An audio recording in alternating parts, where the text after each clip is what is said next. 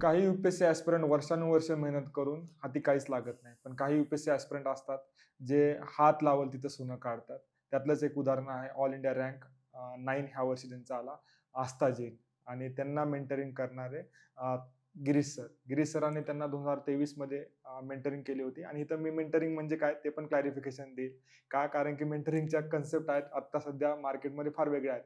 एक single time conversation झालं, की त्याला आपण लोकं मेंटरिंग म्हणतात. पण हे फुल टाईम मेंटरिंग केलती. काय मेंटरिंग केली त्यांच्या व्हिडिओमध्ये पण तुम्हाला बघायला भेटेल. पण आता गिरीश सरांनी एक्झॅक्ट पहिल्या वर्षामध्ये काय मेंटरिंग केली किंवा त्यांच्या स्ट्रॅटेजी काय होत्या किंवा तिच्या वीकनेसेस काय होत्या, ते आपल्याला गिरीश सरांच्या कन्व्हर्सेशनमधनं जाणून घ्यायचंय आणि एक्झॅक्टली त्या मेंटरिंगमुळे त्यांचा इम्पॅक्ट आणि पहिल्या अटेम्प्टमध्येच त्यांचा ऑल इंडिया रँक 131 होता आणि नंतर तिसऱ्या अटेम्प्टमध्ये त्यांचा ऑल इंडिया रँक आहे तो 9 आलेला. ही जर्नी कशी पॉसिबल झाली, ते आज आपण गिरीश सरांकडनं जाणून घेऊया. तर गिरीश सर, पहिल्यांदा तुमची आस्था जैन ऑल इंडिया रँक 9 आहे. त्यांची भेट कधी झाली होती आणि तुम्हाला त्यांचा पहिला स्पार्क वाटलं बाबा ह्या मुलीचं निघू शकतं. कधी वाटलं तुम्हाला? सर माझी पहिली भेट आस्थासोबत झाली फेब्रुवारी 2023 मध्ये. म्हणजे जॅन एंड आणि फेब्रुवारी फर्स्ट वीक 2023 मध्ये आणि 2023चाच त्यांचा फर्स्ट अटेम्प्ट असणार होता. तर जून ते डिसेंबर त्यांनी काय प्रिपरेशन केलं, त्या प्रिपरेशनमध्ये मी सहभागी नव्हतो त्यांच्या. फेब्रुवारी 2023 पासून ते मेमध्ये जे प्रिलिम्स झाली, त्यासाठी पी-वाय-क्यू एनालिसिस असेल. आता माझं 6 वर्ष प्रिलिम्स काढण्याचं जे एक्सपिरियन्स होता, त्यातून मी हेल्प केली त्यांची, की पी-वाय-क्यू एनालिसिस कसं असतं, टेस्ट एनालिसिस कसं करायचं किंवा रिव्हिजन शेड्यूल कसं असलं पाहिजे आणि या गोष्टीतून मला वाटतं त्यांना फायदा झाला असावा. तसं पाहायला गेलं तर आस्था मिरांडा हाऊस या कॉलेजची, जे एक कॉलेज म्हणजे एक चांगल्या दर्जाचं मानलं जातं. तर तिचं अकॅडमिक बॅकग्राऊंड तसं स्ट्राँग होतं, हे मानायलाच लागेल. आणि पण दुसरीकडे ती एक छोट्या कुटुंबातील म्हणजे तिचे वडील जे आहेत ते किराणा शॉप चालवतात. तर त्या दृष्टीने पाहायला झालं आणि जो आपण पाहतो, यावर्षी पण आपण जे पाहिलं फर्स्ट टाइमर जे आहेत, ते फायनल रिझल्टमध्ये एक 7-8% जास्तीत जास्त दिसतात. तर तिथून मग 131 रँक आणणं ही मोठी गोष्ट आहे. तर पहिल्या सुरुवाती तर 4 महिने प्रिलिम्सची जर्नी होती. जे मला वाटलं, की त्याचं सगळ्यात वीकेस्ट सूट जो होता तिचा, प्रिलिम्सच होता. आणि त्या 4 महिन्याच्या लर्निंगमधून मला आनंद हा वाटतो, की पुढच्या दरवर्षी तिने प्रिलिम्स जो मी विकेट सूट म्हणतोय, तरीसुद्धा ती प्रिलिम्स कन्सिस्टंटली क्लिअर करत राहिली. आणि मेन्स कुठेतरी तिला एक सेन्स होता, एक रायटिंग सेन्स जो आपण म्हणतो आन्सर रायटिंगचा, तो आधीपासूनच होता. तर या पद्धतीने फेब्रुवारीमध्ये भेट झाली आणि मग पुढे गाईडन्स दिले. तर सरांनी सांगितलं जसं की प्रिलिम्सचा त्यांचा वीकनेस होता. तर त्या सरांनी काही इनपुट एक्झॅक्टली प्रिसाईज दिले, ते पण बघूया आणि मेन्समध्ये तिचा नॅक काय आहे, तो पण बघूया. सर, तुम्हाला तिच्या ओव्हरऑल जर्नीमध्ये बिगेस्ट चॅलेंज काय वाटलं होतं बाबा, की स्ट्रगल करत आहे? जसं तिच्यासाठी प्रीमध्ये तुम्ही म्हणला, प्री आहे, पण त्यामध्ये पण स्पेसिफिक जर गेला तर ॲस्पिरंटला हेल्प होईल. स्पेसिफिक म्हणजे आता मी फर्स्ट अटेम्प्टमध्येच तिला पाहिलेलं हां. आणि फर्स्ट अटेम्प्टमध्ये जनरली जे सगळ्या ॲस्पिरंट्सचं चॅलेंज असतं, तेही तिचं तिचं तेही तेच चॅलेंज होतं. ते चॅलेंज काय होतं, की सब्जेक्ट कव्हरेजच होत नाहीये, तर अननोन क्वेशन्सला कसं डील करायचं किंवा प्रिलिम्सच्या प्रेशरला कसं टॅकल करायचं, हेच तिचं कुठेतरी एक मोठं चॅलेंज होतं.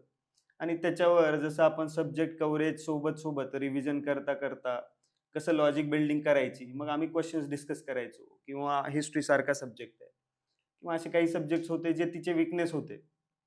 तिच्यावर तिने त्या 4 महिन्यात काम करून त्याचा फायदा तिने मेन्सलाही उचलला. हं. म्हणजे जी-एस-1 कुठेतरी मेन्सला इग्नोर्ड सब्जेक्ट असतो. तिथं तिचे 108 वगैरे मार्क्स जे की खूप चांगले मार्क्स त्या वर्षीचे होते आणि ज्याचा फायदा तिला फायनल रँकमध्ये पण झाला. तर आम्ही लॉजिक या गोष्टीवर किंवा अप्रोच कसं करायचं, टेस्ट एनालिसिस असेल, तिच्या सिली मिस्टेक्स व्हायच्या.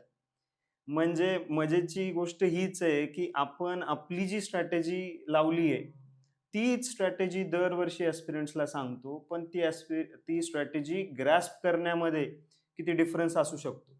हां, तिची ग्रास्पिंग स्किल खूप चांगली होती. तिने ती ग्रास्प केली आणि मग आम्हाला टेस्ट टू टेस्ट तिचे मार्क्स इम्प्रूव्ह होताना दिसायचे. तिच्यात एक गोष्ट मला जी जाणवली खासियत तिची, की मॅक्सिमम ॲस्पिरंट्सला मला जिथे काम करावं लागतं, माइंडसेट किंवा एक क्लॅरिटी असते. तिथे मला काही खूप तिच्यासाठी काम करावं लागलं नाही. म्हणजे पहिल्या दिवसापासून जेव्हा मी भेटलो, मला तिची खासियत काय वाटली, की कधीच तेव्हापासून पुढे कधी अंडर कॉन्फिडंट वाटली नाही अप्स अँड डाऊन्स तिच्याही प्रिपरेशनमध्ये आले. पण सेल्फ बिलीफ जो होता, तो एकदम स्ट्राँग. आणि दुसरं क्लॅरिटी, की मग ती क्लॅरिटी स्ट्रॅटेजीची असेल, इव्हन डाउट्स काय विचारायचेत. एक मेंटर जो असतो, है ना, त्याला डाउट्स काय विचारायचे हे सुद्धा त्याला एक सेन्स होता. आणि मग तिचं डेली शेड्यूल असेल किंवा प्लॅनिंग असेल त्याची क्लॅरिटी. तर ओव्हरऑल क्लॅरिटी आणि स्ट्राँग माइंडसेट, मला वाटतं हे तिच्या जर्नीचे पिलरच म्हणजे होते. ॲक्चुअली गिरीश सर तुम्हाला कायम एक मुद्दा सांगताना बघायला भेटतील. त्यांनी भरपूर टॉपर्स घडवले पण आहेत. त्यांनी रिअली म्हणजे रिअल मेंटरशिप करून भरपूर ह्या वर्षीच्या लिस्ट तुम्हाला आपल्या वेबसाईटवर आहे ती बघायला भेटेल. तर त्यांच्या ह्याच्यामध्ये कॉमन थीम काय असते? माइंडसेट आणि क्लॅरिटी. तर अगेन ते आस्थामध्ये पण त्यांना तेच बघायला भेटली होती. सर ह्याच्यामध्येच अजून एक्सटेंडेड क्वेशन विचारू शकतो मी तुम्हाला, की बाकीचे तुम्ही भरपूर ॲस्पिरंट बघितलेले आहेत. की बाकीचे ॲस्पिरंट अशा काय मिस्टेक करतात? हं. की बाबा त्यांना इथपर्यंत पोहोचायला पर्टिक्युलर टॉप 50 मध्ये महाराष्ट्रातले पण बरेचसे लोक आहेत ते टॉप 50 मध्ये यायला किंवा टॉप 100 मध्ये यायला स्ट्रगल आपला रिझल्ट नाहीये महाराष्ट्राचा तसा. हं. तर ते काय मिस्टेक आणि तिने नाही केली ते तुम्हाला बघायला भेटली. एक गोष्ट म्हणजे, हे तर माझ्यासाठी खूप मोठा आनंदाचा धक्का म्हणता येईल, की पहिल्या वर्षी तिने जे 131 रँक आणली, हम्म, हे एवढं सोपं नाहीये म्हणणं, की नाही मी आधीच पाहू शकलो होतो, बरोबर. असं मी म्हणणार नाही. हम्म, पण मला जाणवतं, की काय एक गोष्ट तिच्याकडे होती, ज्याचा मला दिसतो, की फायदा झाला तिला. तर एक आहे, की एक्झाम अवेअरनेस. एक्झामला तिने खूप चांगल्या पद्धतीने समजून घेतलं होतं पहिल्या वर्षीच. म्हणजे तेच मी प्रिलिम्सला जे तिला समजवायचा प्रयत्न केला, मेन्सला असेल, ते तिने खूप लवकर समजून घेतलं. दुसरं आहे कन्सिस्टन्सी. जे काही प्लॅन्स आम्ही ठरवायचो, त्याचं एक्झिक्युशन तिने केलेलंच असायचं. आता आन्सर रायटिंग असेल, माझा स्वतःचा हा अनुभव आहे. दरवर्षी मी परफेक्शनसाठी ट्राय करायचो, की आधी परफेक्शन येऊ दे आणि मग आपण आन्सर रायटिंग करू. आन्सर रायटिंगमध्ये त्याला पोस्टपोन करणं, प्रोक्रॅस्टिनेट करणं, तिने तसं कधीच केलं नाही. इनफॅक्ट ती स्वतःच जे ठरलंय त्या टार्गेटपेक्षा एक बेटर टार्गेट करून अप्रोच करायची, की माझे आन्सर्स रिव्ह्यू करायचे. मग याचा फायदा खूप मोठा, आता तिचं ग्रॅज्युएशन बी-ए पी-एस-आय-आर मध्ये असल्यामुळे ऑप्शनलला तिला, पॉलिटिकल सायन्सला तिला हेल्प झाली.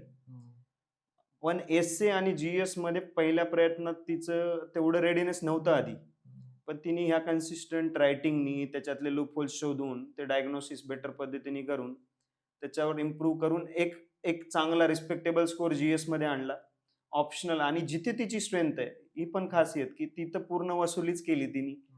293 मार्क्स तिने पी-एस-आय-आरमध्ये आणले, जे की म्हणजे एक ॲस्पिरंट ड्रीमच करतो, की माझे 300च्या आसपास मार्क्स. आणि सर ह्याच्यामध्ये मेंटरशिपचा आन्सर रायटिंग प्रॅक्टिस हं. असेल किंवा ओव्हरऑल तुमचं प्रिपरेशन असेल, मेंटरशिपचा रोल किंवा काही ॲस्पिरंट आता असं बघतात बरेचसे लोक पण आहेत जे सिलेक्टेड आहे ऑफिसर पण आहेत ते म्हणतात की सेल्फ स्टडी. हं. तर मी आता हे ओव्हर ब्रॉडर क्वेश्चन विचारतोय तुम्हाला, की मेंटरशिपचा रोल किंवा फाउंडेशन कोचिंगचा रोल किंवा सेल्फ स्टडी हं. तर किती महत्वाचा आहे किंवा तिने कसा बेनिफिट घेतला ह्याचा? आता म्हणजे इन जनरल ओव्हरऑल सांगायचं झालं, प्लस तिचंही सांगायचं झालं, तर मला हे लक्षात आलं स्वतःच्या प्रयत्नातून आणि तिच्या पण, की सेल्फ स्टडी तिचीही स्ट्राँग होती, हम्म, माझीही स्ट्राँग होती. पण मेंटर म्हणून जर तुम्हाला योग्य मेंटर मिळाला, तर तो तुम्हाला ज्या चुका तुम्ही करून स्वतःच्या चुकातून शिकण्यापेक्षा मेंटर तुम्हाला त्या चुका करण्यापासून वाचवू शकतो. जर मला, तुम्हाला, तुषार सरांना तसे मेंटर्स मिळाले असते, है ना, ऑब्व्हियसली त्या मेंटरकडून काय घ्यायचं ही पण कला तिच्याकडे होती. बरोबर. तर ते जर मिळालं असतं, आपण नक्कीच सक्सेसफुल झालो असतो. म्हणजे आपल्या स्टडी रुटीन स्ट्रॉंगच होता. हम्म, पण मेंटर आणि प्रॉब्लेम काय आहे मेंटरशिपमध्ये, मेंटरशिप ही एक वेग आहे ना, खूप म्हणजे आवडीची टर्म झाली आहे, पण वेग आहे. तर मेंटरशिप कुठेतरी काय आहे, एक ट्रस्ट बिल्डिंग एक्सरसाइज आहे. तुम्ही ट्रस्ट बिल्ड करता, तो कॅन्डिडेट सुद्धा मेंटरला समजून घेतो, मेंटर काय आहे, मेंटर सुद्धा समजून घेतो कॅन्डिडेटला. मेंटरला माहीत असतात त्या कॅन्डिडेटचे पॅटर्न्स काय आहेत, त्याला कुठे अप्स अँड डाउन्स येतील, त्याचं कुठे चॅलेंज येणार आहे. तेवढं योग्य डायग्नोसिस जर, एक डॉक्टर सारखे आहे. राइट डायग्नोसिस जर झालं आणि त्याच्यावर राइट इनपुट मिळालं, तर चांगले-चांगले आजार पण लवकर बरे होऊ शकतात. नाही तर छोटासा आजार पण पुढे मोठा धोका बनू शकतो. तर तसंच आहे. त्यामुळे मेंटरशिप महत्त्वाची आहे. तिच्या केसमध्ये मला हे स्पेशली जी-एसमध्ये जाणवलं. ऑप्शनल तिचा चांगला होता. बराच होता, बट जी-एसमध्ये जाणवलं, की डिमांड ॲड्रेस करणं याच्यात एक इश्यू होता, की डिमांड मिस होतीये. एखादा पार्टच मिस झालाय किंवा स्पेस मॅनेजमेंट आहे. किती जागा कोणत्या पार्टला द्यायची? असे लहान-लहान मुद्दे पासून ते टाईम मॅनेजमेंट तर टाइम मॅनेजमेंट कसं इम्प्रूव्ह करावं? आता पहिल्या प्रयत्नात आपल्याला खूप ॲस्पिरंट्सला किंवा आपल्या स्वतःला अनुभव आहे. टाईम मॅनेजमेंट करणं एवढं सोपं नाहीये. पण मेंटरशिपच्या सहाय्याने आम्ही स्ट्रक्चर्ड मेथडनी काय केलं, तिचा टाईम कसा इम्प्रूव्ह होईल. मग 3 मिनिट पर पेज रूल असेल किंवा अशा वेगवेगळ्या पद्धती यूज करून ब्रेनस्टॉर्मिंगचा यूज करून स्पीड ऑफ थिंकिंग, एक प्रेझन्स ऑफ माइंड असला पाहिजे मेन्समध्ये. तो तिचा इम्प्रूव्ह केला, ज्याच्याने अननोन क्वेश्चनला एक स्ट्राँग पॉइंट्स काही जनरल पॉइंट्स आणून वेळेत कसं कंप्लीट होईल. तर या गोष्टींचा मला वाटतं तिला फायदा झाला. म्हणजे बघा तुम्हाला किती बारीक गोष्टींवर काम केलेलं बघायला भेटतंय.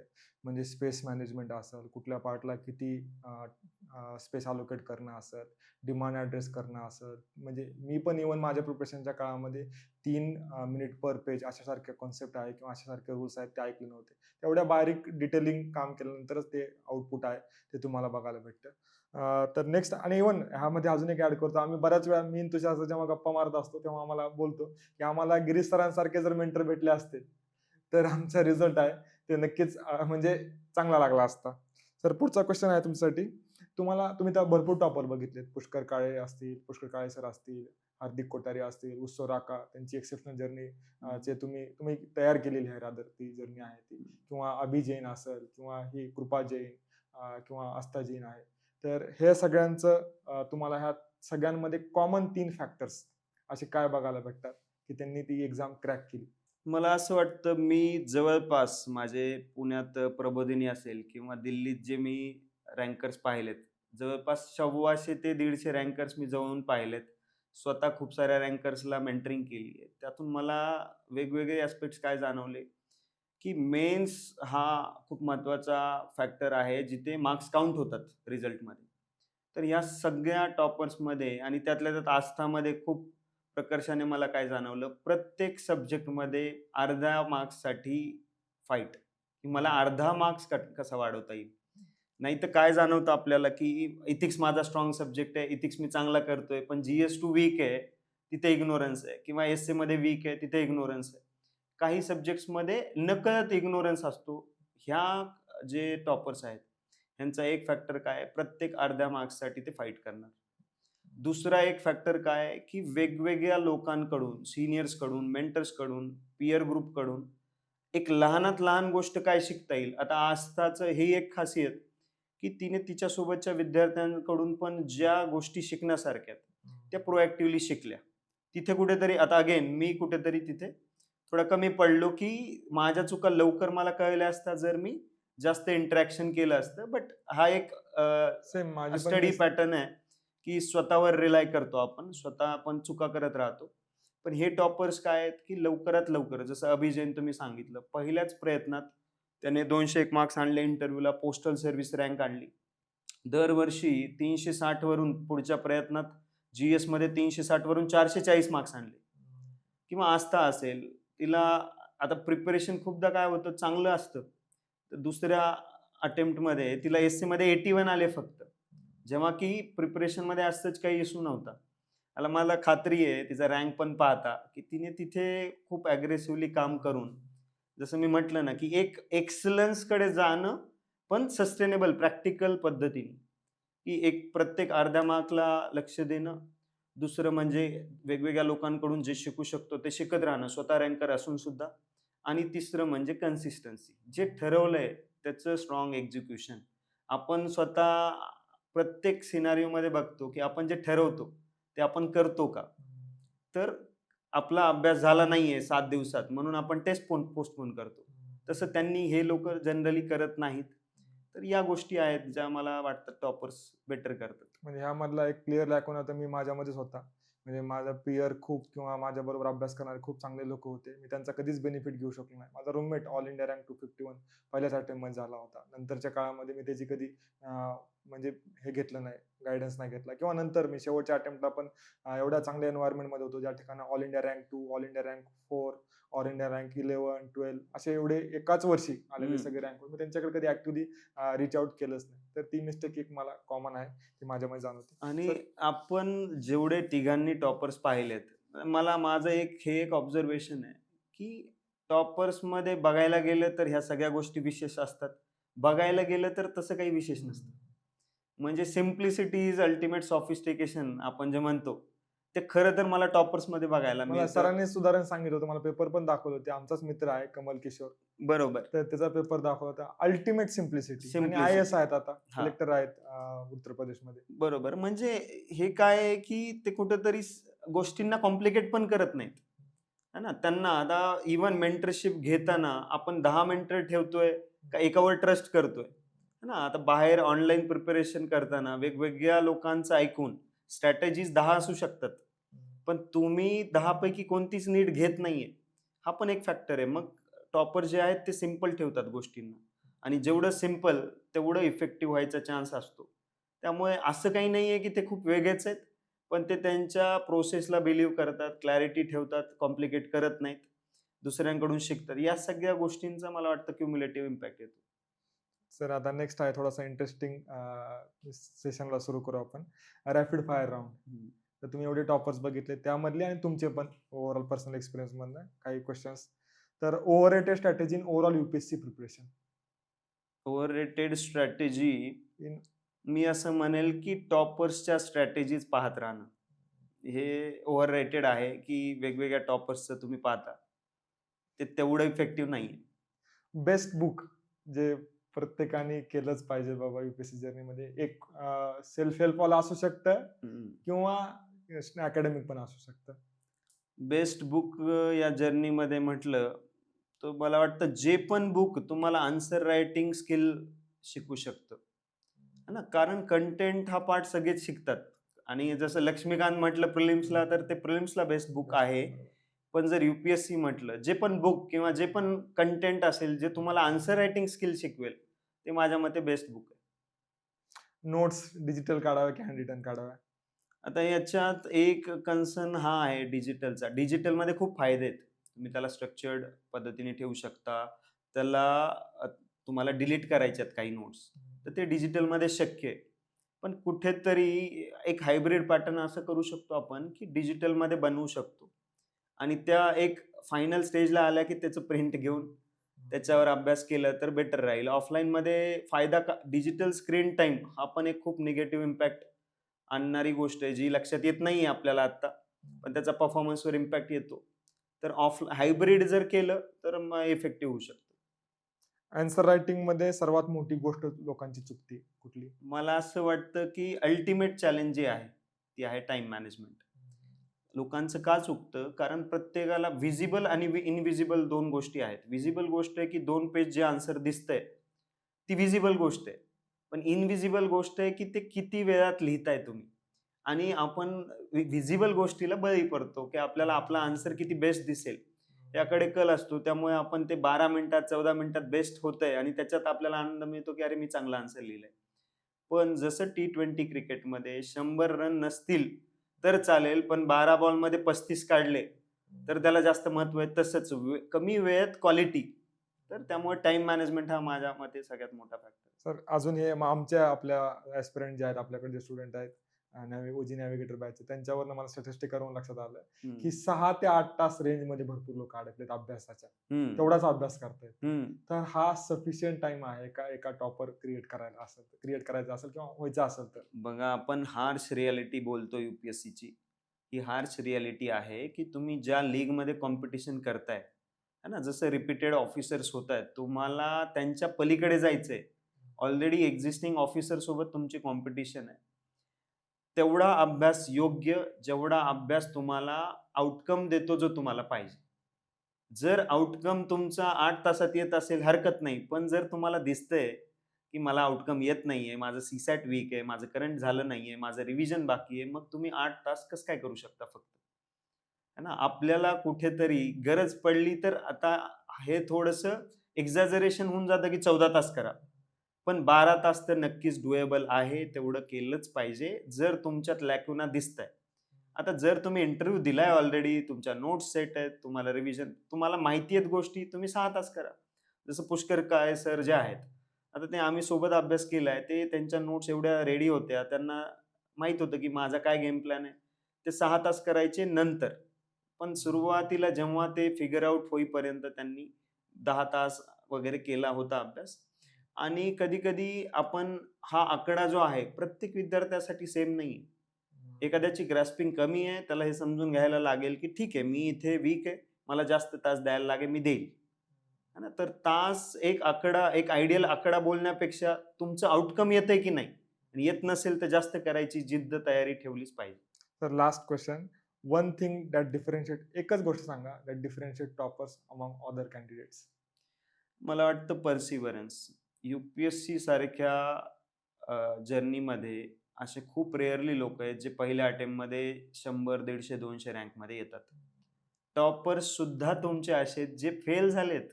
4-5 अटेम्प्ट नंतर ते रँकमध्ये येतायत.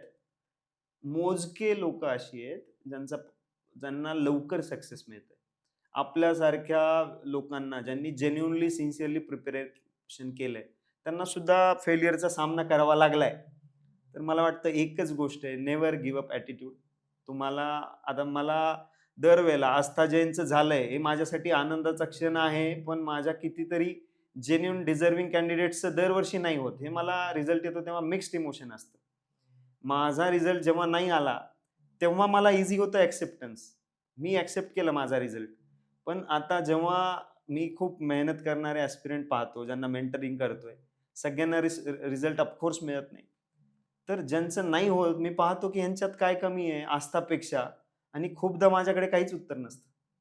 तर तुम्ही डिझर्व्हिंग असून सुद्धा सक्सेस मिळेल याची गॅरंटी नाहीये. तुमच्याकडे एकच ऑप्शन आहे, नेव्हर गिव्ह अप ॲटिट्यूड, आणि परत तो दरवाजा ठोठावणं, त्याला परत तेवढी जिद्द ठेवणं, की नाही, मी लाथ मारून आता पुढच्या वेळेला दरवाजा तोडेल. हे एवढं सोपं नसतं. तुम्हाला फेल्युअर ॲक्सेप्ट करून पर्सिव्हरन्स दाखवावा लागेल. नेव्हर गिव्ह अप ॲटिट्यूड मला वाटतं ही टॉप क्वालिटी आहे. तर नक्की पर्सेव्हरन्स, ॲक्चुअली पर्सेव्हरन्सची डेफिनेशन बी सांगितली काय जाते बाबा. तुम्ही हार्ड वर्क केल्यानंतर तुम्हाला वाटतं मी ह्यानंतर कामच करू शकत नाही. हं. त्यानंतर ते जे काम करतात त्याला पर्सेव्हरन्स म्हणतात. नक्कीच ही टॉपर्समध्ये मी पण जेवढे काही टॉपर बघितले आहेत, तर त्याच्यामध्ये ही मला क्वालिटी दिसते. तर थँक सर, एवढे डीप इनसाईट दिल्याबद्दल. म्हणजे एक मेंटर कुठल्या किती डीप लेव्हलपर्यंत जाऊ शकतो, हे आपल्याला ह्या कन्व्हर्सेशनमधनं कळालं. याच्यात मी एकच गोष्ट ॲड करेल, की मेंटर जो असतो तुमचा, तो कदाचित तो खरं तर आस्थाचं क्रेडिट नाही घ्यायचंय मला. आस्थाने जी कन्सिस्टन्सी दाखवली 3 अटेम्प्टमध्ये जे रिझल्ट दिलाय, हे न भूतो न भविष्यती सारखं आहे. एवढं ईझी नाहीये, की दरवर्षी एवढ्या कन्सिस्टंटली आणि ते पण इम्प्रूव्ह करणं. तर मेंटर काय रोल प्ले करतो, मी म्हणेल 5% 10%च करतो. पण तो आपण मूव्हीमध्ये सीन पाहतो, की कोणता खिळा ठोकायचा आहे, कोणता नट ढिल्ला आहे तो फिट करायचा आहे, हे माहीत असणारा असतो तो मेंटर. 90% काम ॲस्पिरंटलाच करायचंय, पण 10% जे काम मेंटर करतो, त्याच्याने खूप खूप मोठा वेळ वाचतो तुमच्या आयुष्याचा आणि मला ते सक्सेस मिळतो. माझं पुस्तक, आवडतीचं पुस्तक ॲटॉमिक हॅबिट, त्याच्यामधलं पहिल्याच काही पॅराग्राफमध्ये ते लिहिलेलं आहे, की 1% जरी तुमची डायरेक्शन चेंज झाली ना, तर पूर्ण चेंज होऊ शकतं. त्याने एक्झाम्पल सांगितलं, 1% डायरेक्शन जर चेंज केली विमानाची, एखादं विमान कॅलिफोर्नियावरनं निघालंय, 1% डायरेक्शन डेव्हिएट झाली फक्त, तर ते लँड होणारं शिकागोच्या ऐवजी न्यूयॉर्कला लँड होऊ शकतं. हं. तुमचं पूर्ण डेस्टिनेशन आहे ते चेंज होऊ शकतं. 1% किंवा 5% असेल, ते डायरेक्शन मेंटरमुळेच चेंज होऊ शकते, आणि त्यात पण ऑब्व्हियसली मेंटर जे आहे, ते तुम्हाला त्या कॅलिबरचा, त्या क्वालिटीचा असला, तर नक्कीच तुमचं लाईफ आहे ते चेंज होऊ शकतं. असेच इंटरेस्टिंग पॉडकास्टमध्ये आपण भेटूया next time. Thank you very much.